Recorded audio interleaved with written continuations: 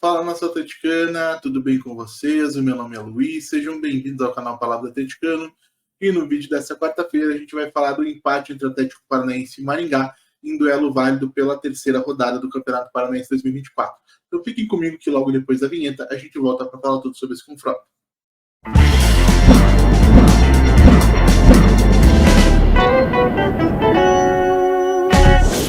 Então vamos lá para falar de Atlético Paranaense 1, Maringá 1, partida que teve início às 19 horas dessa quarta-feira, dia 24 de janeiro de 2024, lá na Liga Arena em Curitiba e válida pela terceira rodada do Campeonato Paranaense de 2024.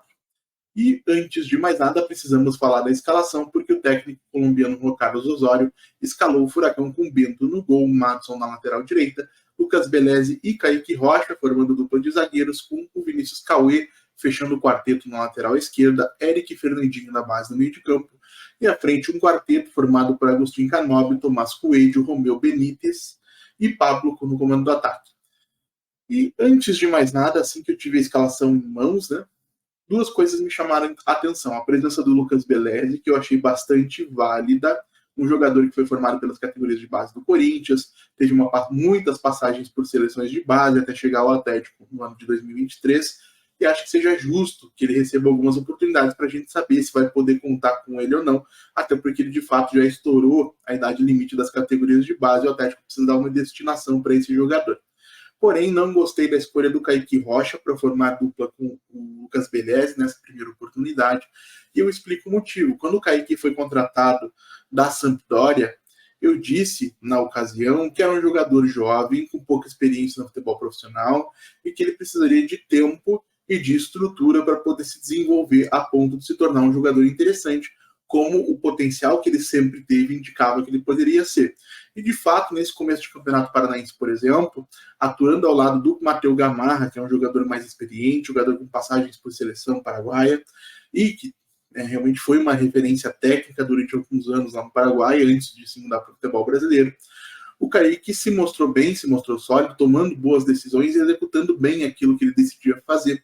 Porém, como ele realmente não tem ainda essa casca como jogador profissional, acho que faltou para ele a liderança e a imponência necessária, não só para manter o nível que ele vinha apresentando, o Kaique hoje não foi bem, como principalmente para dar suporte para um jovem, como era o caso do Beleze, que tinha aí a sua primeira oportunidade da temporada. Então esse foi um primeiro elemento que me chamou bastante atenção.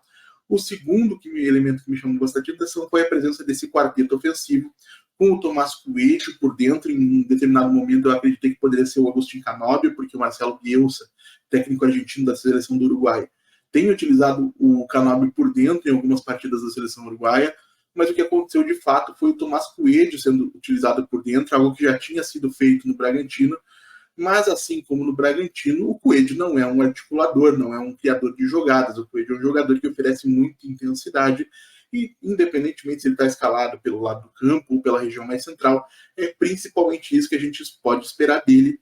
E justamente o fato de que o Coelho não ser um articulador acabou sobrecarregando um Fernandinho, que sofreu muito com a pressão imposta pelo Maringá no primeiro tempo. E o Atlético, como só tinha no Fernandinho esse jogador capaz de articular jogadas, de direcionar e acionar os companheiros no momento da saída de bola, algo que o Osório ainda tenta implementar, essa saída de bola estruturada, o Atlético em alguns momentos foi presa fácil para a pressão do Maringá, que recuperava a bola e acelerava em direção ao gol defendido pelo Bento, abriu o placar em uma finalização de longa distância do Serginho, a meu ver um gol mal anulado. Não acho que o jogador que cruzava na frente do Bento tenha tido uma interferência decisiva para que o Bento não pudesse agir a tempo de fazer aquela defesa. Acho que o gol teria que ter sido validado. Ao mesmo tempo, o gol marcado pelo próprio Serginho, se não me engano, de pênalti, foi mal assinalado pela arbitragem, a penalidade. A bola não bate no braço do Kaique Rocha. Então, antes que a gente passe a falar de outros temas aí mais técnicos, é preciso registrar o baixíssimo nível da arbitragem de hoje. Não acho que o Atlético tenha deixado de ganhar pelo árbitro ser ruim, mas o fato do árbitro ser ruim acabou prejudicando a qualidade do espetáculo como um todo. Inverteu muitas marcações, muita coisa sendo marcada de maneira tardia e confusa, gerando revolta nos jogadores de ambas as equipes. Então esse árbitro, que eu confesso que não me lembro o nome dele agora, e não vou pesquisar agora, porque acho que não vale a pena, realmente não deveria apitar a primeira divisão de Campeonato Paranaense de maneira nenhuma, muito menos partidas de um time como o Atlético, que é hoje a principal força do campeonato, porque a gente acaba se vendo exposto a esse tipo de arbitragem atrapalhada, né?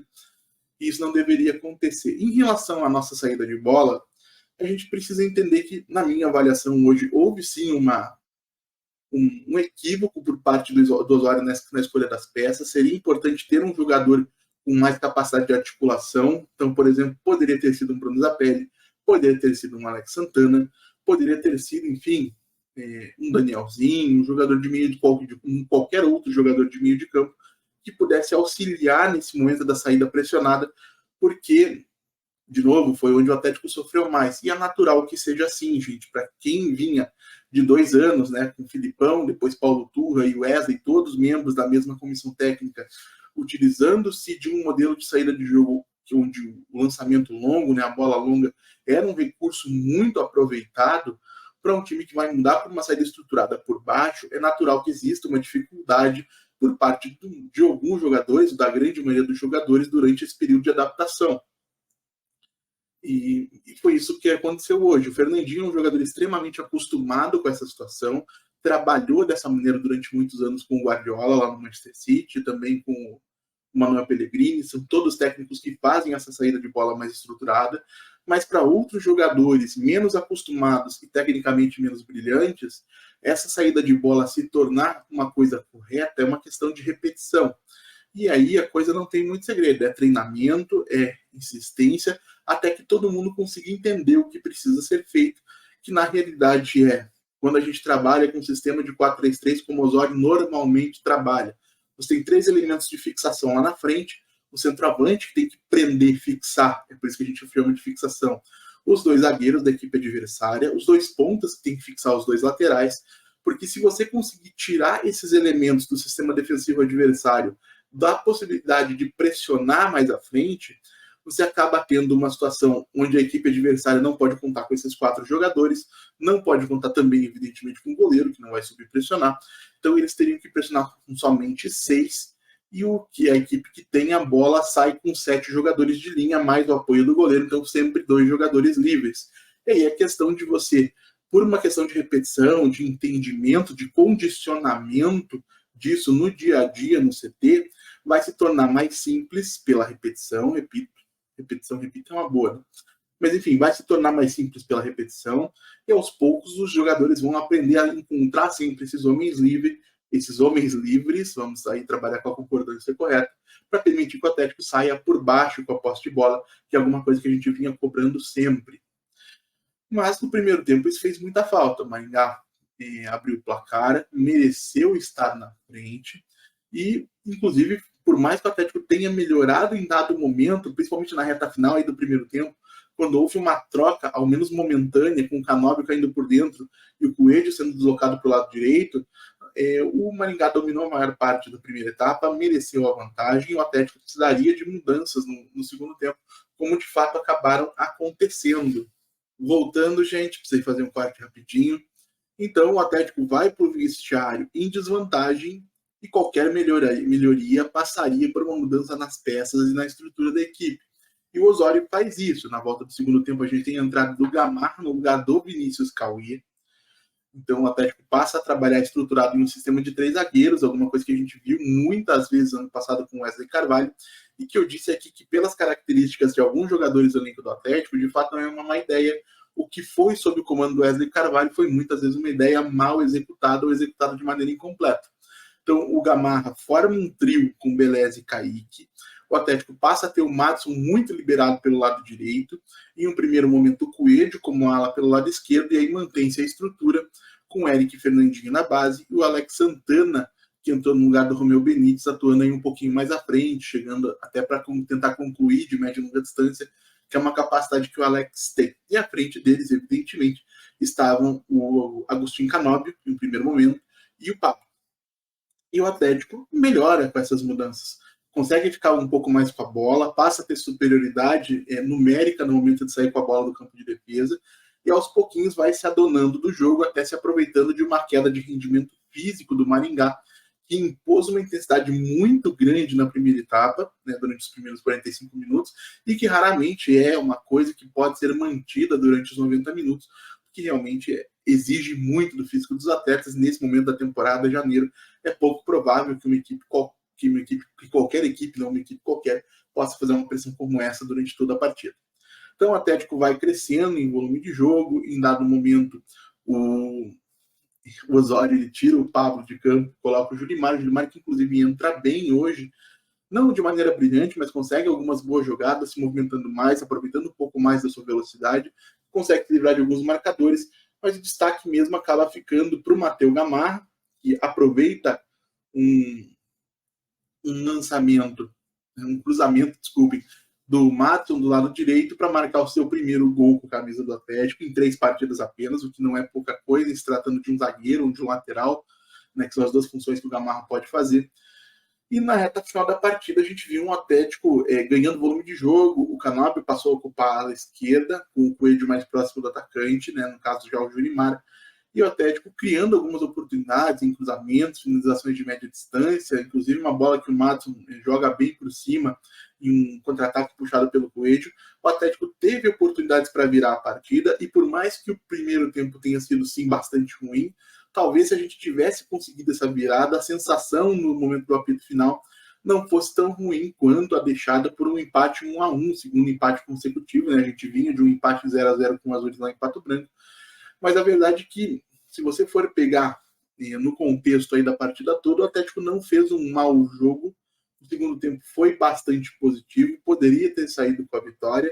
E isso mostra que, por mais que os resultados talvez não estejam vindo, eu repito que tem coisas boas acontecendo, e que essas coisas boas acontecendo, quando forem crescendo e se acumulando, podem transformar esse time do Atlético em um time bastante competitivo, um time interessante de se assistir, e um time que a torcida vai gostar de ver jogar. Então, um pouquinho de calma nesse momento, tanto em relação à comissão técnica, quanto em relação a alguns jogadores, né, que a torcida realmente já tem aí um certo exaspero em relação a algumas peças desse elenco, mas tudo tende a se acomodar com o passar do tempo, e eu espero sim que o Atlético daqui 5, daqui 6, daqui 7 partidas, com o desempenho, com o desenvolvimento do trabalho da comissão técnica, possa ser uma equipe mais sólida, mais consistente, com mais recursos para trabalhar com a posse de bola, de uma forma que a gente consiga romper barreiras defensivas criadas por times como o Maringá, que em muitos momentos veio a Curitiba, lógico, para tentar impedir o Atlético de jogar e se aproveitar dos espaços deixados para contra-atacar. Então, lógico, no balanço geral, um resultado que é negativo. A gente espera sempre que o Atlético vença dentro do Campeonato Paranaense, especialmente dentro da Liga Arena. Por sinal, parabéns para as nossas meninas, para as nossas mulheres da torcida atleticana, mais de 34 mil torcedoras presentes hoje, se não me engano, né? Mulheres e crianças. Mais uma festa belíssima, então novamente meus parabéns. Uma pena que o Atlético não tenha premiado toda essa festa da torcida com uma vitória como as nossas torcedoras e as nossas crianças mereceriam. Mas, repito, tem coisa boa acontecendo, espero que o Atlético possa transformar essas coisas boas em um bom time. E vocês, gente, o que acharam do jogo de hoje? Deixe a opinião de vocês aí nos comentários. Como sempre digo, eu leio todos e respondo todos. E se você chegou até aqui, eu peço que deixe seu like, se inscreva no canal, acione o sininho para receber notificações de cada novo vídeo publicado, compartilhe o conteúdo em redes sociais. A gente volta a fazer Atlético Paranaense amanhã aqui no canal Palavra Atleticano. Muito obrigado mais uma vez pela atenção de todos e até a próxima.